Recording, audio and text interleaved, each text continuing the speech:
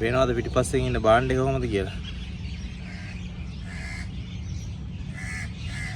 මෙයින්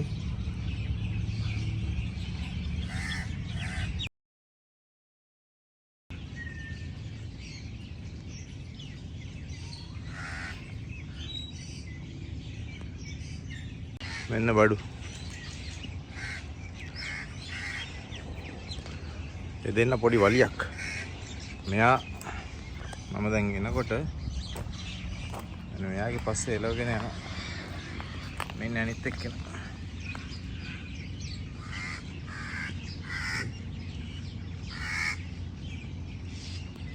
අඩි 7ක් 8ක් විතර දිගයි. ඒ තියෙන ඩොට් සෙට් එක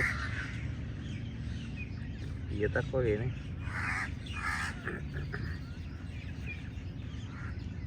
ඩොට් ටික එහෙම හොඳට මැදලා පිරිසිදුව ඉන්නවා වගේ නේ.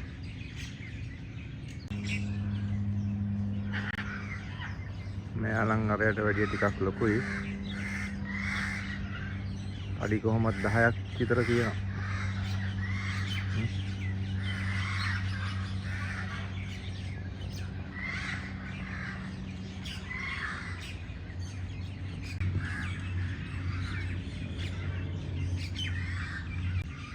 කියන ඩොට් සෙට් එක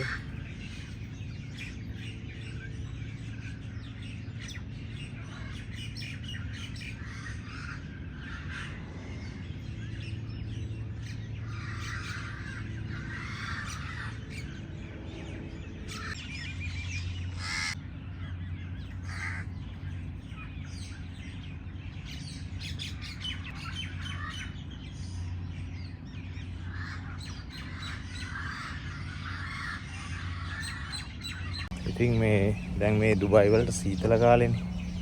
ඒක හින්දා තමයි මෙයාලා මේ උඩට වෙලා ඉන්නේ. නැත්තම් මෙයාලා හරි අමාරුයි උඩ දකින්න. මේ අර සීතල හින්දා එනවා උඩට අවුව තපින්න.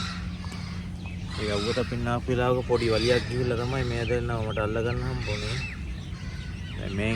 මේ එක්කෙනෙකුට අහු වුණොත් ඉතින් මේ ලේසියෙන් බේරෙන්න නම් බෑ.